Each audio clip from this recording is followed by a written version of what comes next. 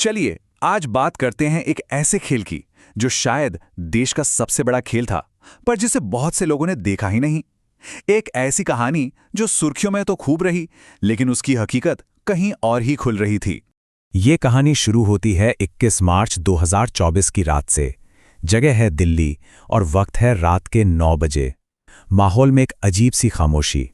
और फिर वो होता है जो आज़ाद भारत के इतिहास में इससे पहले कभी नहीं हुआ था।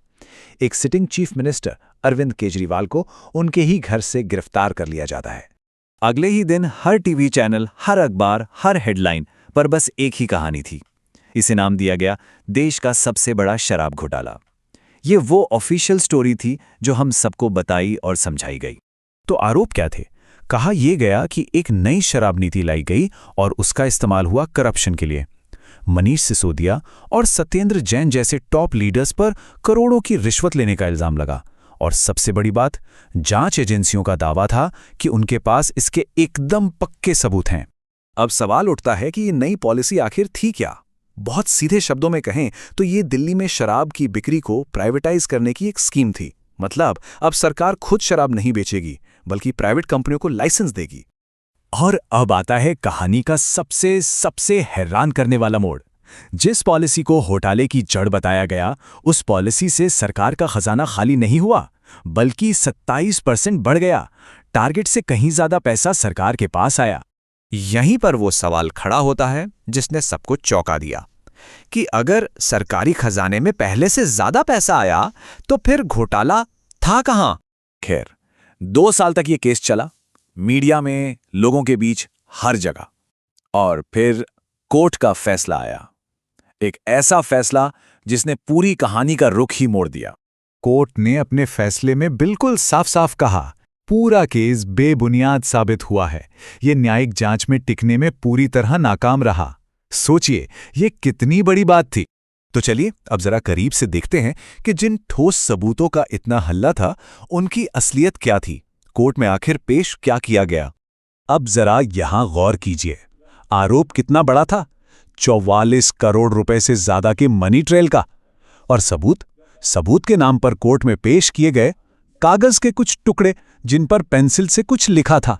जी हां, पेंसिल से।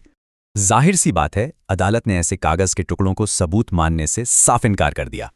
असल में ये पूरा का पूरा केस किसी ठोस सबूत पर नहीं, बल्कि अप्रूवर्स यानी कि सरकारी गवाहों पर टेका था। अप्रूवर मतलब वो आरोपी जो सजा में नरमी के बदले जांच एजेंसी की तरफ से गवाही देने को तैयार हो जाता है। अब इस केस के जो मुख्य अप्रूवर थे, उनकी टाइमलाइन को समझना बहुत जरूरी है, क्योंकि शायद कहानी का असली खेल यहीं छिपा है। देखिए, पहले शरद चंद्र रेड्डी को गिरफ्तार किया जाता है। ठीक 5 दिन बाद उनकी कंपनी इलेक्टोरल बॉन्ड के जरिए सत्ताधारी पार्टी को 5 करोड़ का चंदा देती है।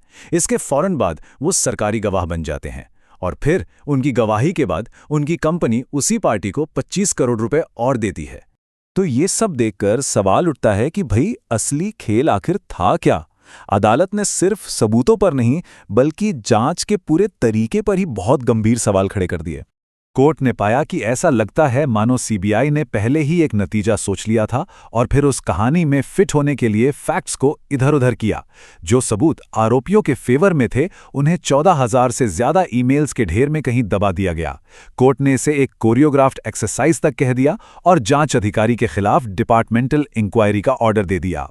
अगर हम इस पूरे केस को पॉलिटिकल टाइमलाइन पर रखकर देखें तो एक पैटर्न साफ नजर आने लगता है।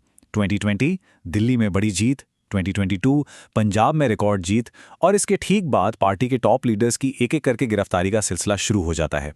तो क्या ये एक तरह का पॉलिटिकल टेम्पलेट बन गया है कि पहले एजेंसी भेजो, फिर मीडिया में एक नैरेटिव बनाओ और फिर सालों तक जेल में रखो जब तक कि मुद्दा ही पुराना ना पड़ जाए?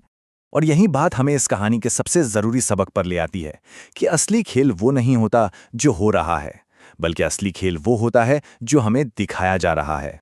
तो आखिर में सवाल सिर्फ ये नहीं है कि क्या हुआ था। असली सवाल तो ये है कि हम सब जो कुछ भी मानते हैं, वो आखिर क्यों मानते हैं? कौन सी ताकतें हैं जो हमारे और आपके विश्वास को तय करती हैं? इस पर सोचना बहुत जरूरी है।